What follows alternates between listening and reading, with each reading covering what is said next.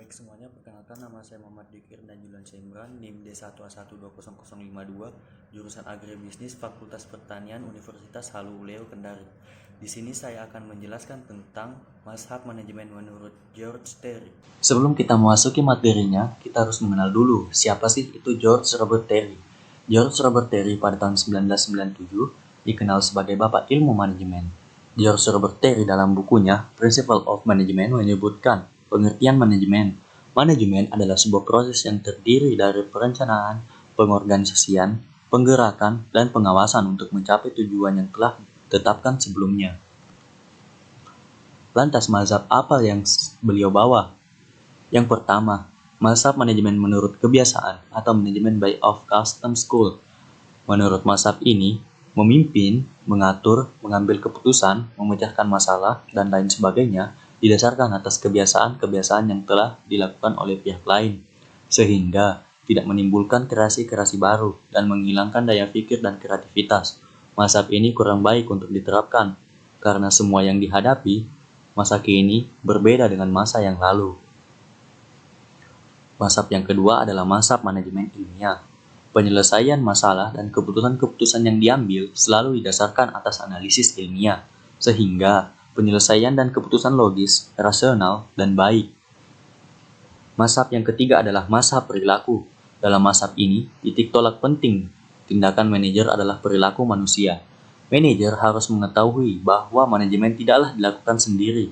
Justru manajerlah yang harus menyebabkan orang lain melakukannya, berdedikasi, berpartisipasi tinggi untuk melakukan tugas-tugasnya.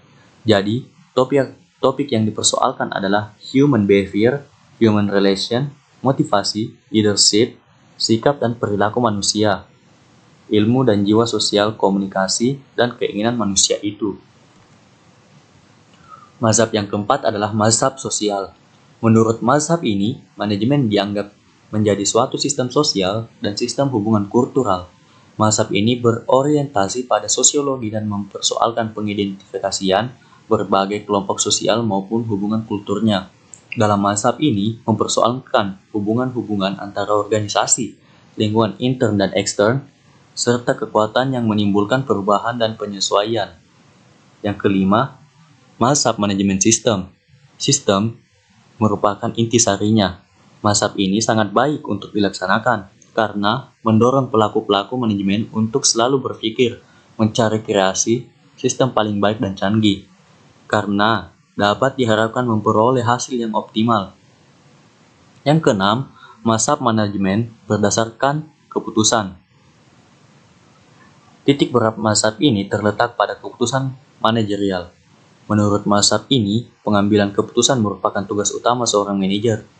Sesuatu keputusan manajerial bukan saja merupakan apa saja yang harus dilakukan, tetapi juga bagaimana dan bila mana melakukannya.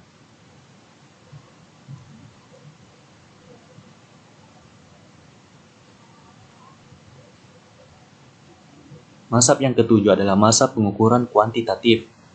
Manajemen adalah sebuah entitas logis tindakan dinyatakan dalam bentuk simbol-simbol matematis dan data dapat diukur.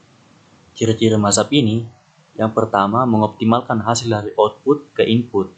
Maksudnya adalah memperbesar perbandingan antara output dan input. Ini berarti semua faktor terkait harus ditingkatkan peranannya untuk mendukung tercapainya sasaran laba perusahaan. Yang kedua, menggunakan model matematis. Dapat berupa sebuah persamaan, tunggal ataupun seri persamaan. Hal ini tergantung pada kompleksitas dan jumlah faktor yang dipersoalkan.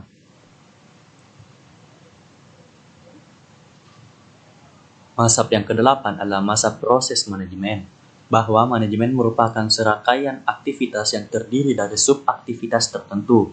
Proses ini dianggap sebagai esensi manajemen umumnya, dianggap sebagai bahan studi yang efektif bagi orang baru mulai mempelajari ilmu manajemen. Untuk mazhab yang terakhir atau mazhab yang ke-9 adalah mazhab manajemen menurut keadaan. Kemungkinan-kemungkinan peristiwa yang mungkin terjadi merupakan hal yang penting harus dipertimbangkan dalam mempelajari organisasi dan manajemen. Suatu cara pemikiran secara filosofis tersebut adalah pemikiran untuk mengenai usaha-usaha manusia yang kompleks. Cara tersebut memberikan pengenalan terhadap bekerjanya suatu organisasi dan manajemennya, dan menekankan pengertian hubungan timbal balik antara bermacam-macam aktivitas yang dilakukan untuk mencapai tujuan. Sekian tugas saya, lebih dan kurangnya mohon dimaafkan. Wabillahi taufiq wal hidayah. Wassalamualaikum warahmatullahi wabarakatuh.